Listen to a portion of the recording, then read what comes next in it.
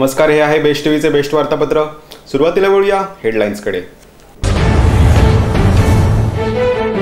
सरकारी काम आणि 6 महिने थांब या समीकरणाला पालकमंत्र्यांनी दिला छेद। जिल्ह्यात सुरू झाली व्याघ्र गणना। उपोषणाच्या नावाखाली केले रास्ता रोको, पोलिसांनी 73 जणांवर केले गुन्हे दाखल। आणि जिल्ह्यात तयार होणार पर्यटन वेबसाईट। तर आता थेट वळूया सविस्तर बातम्यांकडे। सरकारी काम आणि 6 महिने थांब या समीकरणाला पालकमंत्र्यांनी दिला छेद। रत्नागिरी जिल्ह्याचे पालकमंत्री रवींद्र वायकर यांनी महावितरणाच्या इतिहासातील पहिलेच अधिकारी कर्मचारी यांची संयुक्त सभा महावितरणाच्या कार्यालयात घेतली आणि सरकारी काम आणि 6 महिने थांब या समीकरणाला पालकमंत्र्यांनी छेद दिला। प्रशासकीय कामकाजाबाबत सरकारी काम आणि 6 महिने थांब असे समीकरण रूढ झाले होते। बऱ्याचदा अशाच उशिराचा कटू अनुभव शासकीय कारभारामध्ये प्रत्यक्षात येतो। अलीकडे बहुतांशी शासकीय विभागाचे कामकाज ऑनलाईन झाल्याने लाल फितीचा कारभार थोडा कमी प्रमाणात अनुभवायला मिळत असतानाच रत्नागिरी जिल्ह्याचे पालकमंत्री रवींद्र वायकर यांनी महावितरणाचे अधिकारी कर्मचारी यांची संयुक्त बैठक घेऊन या समीकरणाला छेद दिला। पालकमंत्री रवींद्र वायकर यांच्या समवेत महावितरणाचे अधीक्षक अभियंता श्री पेटकर, कार्यकारी अभियंता श्री दवेलीकर, श्री मामिलवाड, श्री जमदडे, श्री गाडगे यांच्यासह अनेक अधिकारी यावेळी उपस्थित होते। झालेल्या या बैठकीला अधीक्षक अभियंता यांनी विस्तृत माहिती दिली। टोटल लोड येतात 131 मेगावॅट आणि मॅक्सिमम डिमांड आपल्या जिल्ह्याची आहे 166 मेगावॅट। तर आता आपल्याकडे सध्या कनेक्शन आहे, नंतर कमर्शियलचे 1517 कनेक्शन रिलीज केले, इंडस्ट्रीयलचे 102 कनेक्शन रिलीज केले, ॲग्रिकल्चरचे 500 कनेक्शन आपण रिलीज केले आणि अशा प्रकारे टोटल कंझ्युमर 12788 3647 कंझ्युमर म्हणजे कनेक्शन द्यायचे आपल्याला। कमर्शियलचे 479 द्यायचे, ॲग्रिकल्चरचे 1048 कनेक्शन द्यायचे, असे टोटल 5457 म्हणजे कंझ्युमर आयडेंटिफाय झाला की लगेच कनेक्शन देतो आपण। कंझ्युमर सौभाग्य योजनेमध्ये असं आहे, जर कंझ्युमर बीपीएल मध्ये असेल म्हणजे तर त्यांना आपण विदाउट कसली चार्जेस न लावता मोफत मध्ये कनेक्शन देतोय आणि जर बीपीएल मध्ये नसेल तर त्यांच्याकडनं 500 रुपये घेऊन आपण कनेक्शन देतोय। प्रशासकीय कामकाज कागदावर ठीकठाक चालू असल्याचे सांगताना रत्नागिरी जिल्ह्यासाठी महावितरणाकडे पुरेसा निधीही उपलब्ध होत आहे, तरीही 6000 पोल खराब झाले आहेत।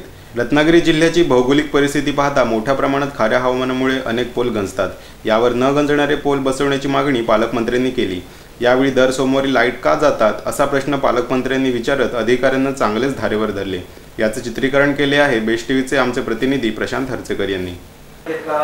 परिस्थिती माहिती आहे साहेबांना नका सांगू, तुम्ही काय करू शकता ते सांगा मला। आता माझे त्यांचे फायनल रिमाइंडर दिले, त्यांनी ठेवलेली ती जप्त करून टाका आणि त्याला ब्लॅकलिस्ट लाईनमन नाही। आता सकाळपर्यंत वायरमन लाईनमन नाहीये। आता माझं होतं म्हणून मी 2-3 फोन केल्यानंतर तो आला, तरी काय करणार बोलतो मी, कोणाकडे कंप्लेंट करू? फ्लक्च्युएशन होतं की अंडरग्राउंड जशी मुंबई सारख्या शहरामध्ये असतं करा आणि गावात गड्ड्या पडणं, झाडाचे हे लागणं, फांदीला लागणं हे पण कमी करता आलं तर दिनदळामधून ते पण काढून टाका। याच्यावरती काम करणं हे महत्त्वाचं। पालकमंत्र्यांनी घेतलेल्या या कठोर निर्णयामुळे महावितरणाचे अधिकारी मात्र चांगलेच धास्तावून गेले असून भविष्यामध्ये कामात कुचराई करणाऱ्या कर्मचाऱ्यांवर कारवाई होणार हे निश्चित आणि त्याची चर्चा आता जनतेत सुरू झाली आहे। तर वळूया पुढच्या बातमीकडे। जिल्ह्यात सुरू झाली व्याघ्र गणना। दर 4 वर्षांनी होणाऱ्या व्याघ्र गणनेला सुरुवात झाली असून रत्नागिरी जिल्ह्यातील यामुळे वाघांची संख्या समजून घेण्यास नक्कीच मदत होईल।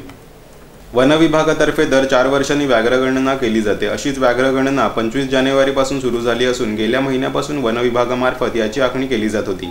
रत्नागिरी जिल्ह्यात मोठ्या प्रमाणात बिबटे तसेच वाघ असून जिल्ह्यात काही प्रमाणात बिबटे विहिरीत पडून फासकी तडकून मृत्युमुखी पडले आहेत।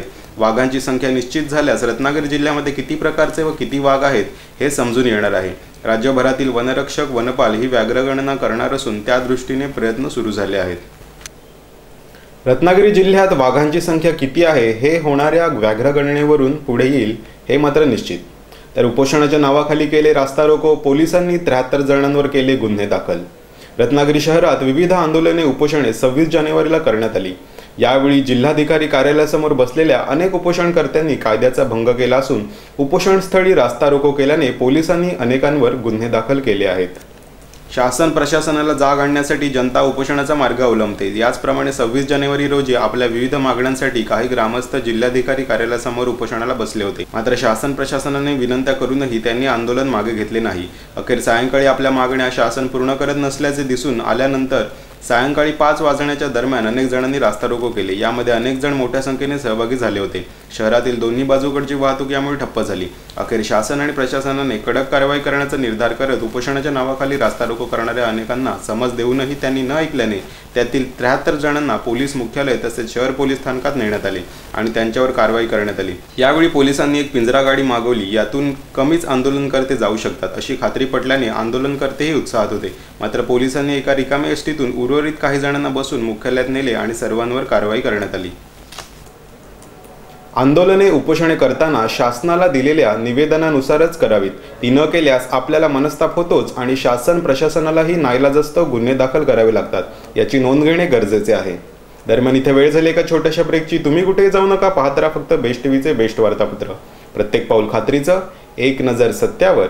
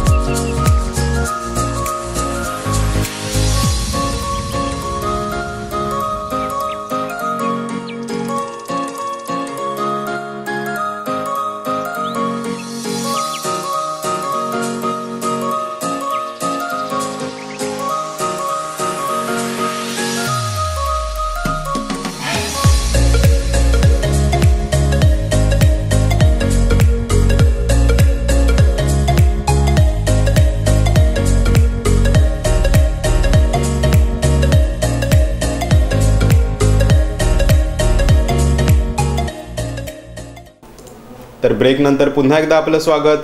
जिल्ह्यात तयार होणार पर्यटन वेबसाईट। रत्नागिरी जिल्ह्याच्या पर्यटनाला चांगल्या अधिकाऱ्यांमुळे चालना मिळणार असून जिल्हाधिकारी प्रदीप प्रभाकर यांच्यामुळे पर्यटन वेबसाईट तयार केली जाणार आहे। यामध्ये जिल्ह्याची माहिती ऑडिओ व्हिडिओसह स्पेशल छायाचित्रांचा खजिनाच पर्यटकांना उलगडता येणार आहे। रत्नागिरी जिल्ह्याच्या पर्यटनाला सुगीचे दिवस येण्याचे संकेत आता मिळू लागले असून जिल्ह्याच्या पर्यटनाला नवी उभारी देण्यासाठी रत्नागिरी जिल्ह्याचे जिल्हाधिकारी प्रदीप प्रभाकर यांच्या मार्गदर्शनाखाली रत्नागिरी जिल्हा पर्यटनात जगाच्या नकाशावर पोहोचण्यासाठी कटिबद्ध झाला आहे। जिल्हाधिकारी प्रदीप प्रभाकर यांच्यामुळे स्वतंत्र पर्यटन वेबसाईट तयार करण्यात येत असून यामध्ये रत्नागिरी जिल्ह्यातील 9 तालुक्यामध्ये असणाऱ्या विविध खाड्या, रस्ते, गावातील वेगवेगळी मंदिर तसेच जिल्ह्याला लाभलेला विस्तीर्ण असा समुद्र किनारा यासह जिल्ह्यातील विविध पक्षी प्राणी यांच्यासह स्पेशल छायाचित्रे पर्यटकांना या रत्नागिरी जिल्ह्याची नवी ओळख करून देणार आहे। रत्नागिरी जिल्ह्यातील हजारो शाळा अत्यंत सुंदर असून शाळांकडे पाहण्याचा दृष्टिकोनही पर्यटकांकडून बदलू शकतो। डोंगर, दर्या आणि निसर्गरम्य समुद्रकिनारे यांनी व्यापलेला हा रत्नागिरी जिल्ह्याची ओळख पर्यटनासाठी होत आहे। विविध उपक्रमांच्या माध्यमातून पर्यटकांचे लक्ष जिल्ह्याकडे वेधण्यासाठी प्रयत्न केले जात असून कोकणात लाखोंच्या संख्येने पर्यटक हजेरी लावतात। रत्नागिरी जिल्ह्याचे जिल्हाधिकारी प्रदीप प्रभाकर तसेच जिल्ह्याचे पालकमंत्री रवींद्र वायकर, जिल्हा परिषदेचे मुख्य कार्यकारी अधिकारी आणि निवासी जिल्हाधिकारी या सर्वांच्या सहकार्याने ही अद्ययावत अशी पर्यटन वेबसाईट तयार होत आहे। जिल्हाधिकाऱ्यांच्या प्रयत्नामुळे रत्नागिरीची ओळख जगाच्या नकाशावर पोहोचण्यास मदत होत असतानाच येथील व्यवसायही वृद्धिंगत होतील आणि जिल्हाधिकारी प्रदीप प्रभाकर यांचे नाव खऱ्या अर्थाने रत्नागिरी जिल्ह्यात मानाच्या जागी कोरले जाईल। तर हे होते आजचे सविस्तर बातमीपत्र। या बातमीपत्रानंतर आपण लगेचच पाहणार आहोत एक विशेष माहितीपट। आता जाता जाता पुन्हा एक नजर ठळक घडामोडींवर। सरकारी काम आणि 6 महिने थांब या समीकरणाला पालकमंत्र्यांनी दिला छेद। जिल्ह्यात सुरू झाली व्याघ्र गणना। उपोषणाच्या नावाखाली केले रास्ता रोको, पोलिसांनी 73 जणांवर केले गुन्हे दाखल। आणि जिल्ह्यात तयार होणार पर्यटन वेबसाईट। तर या बातमीपत्रात आपण इथंच थांबतोय। भेटूया पुढच्या बातमीपत्रात। नमस्कार।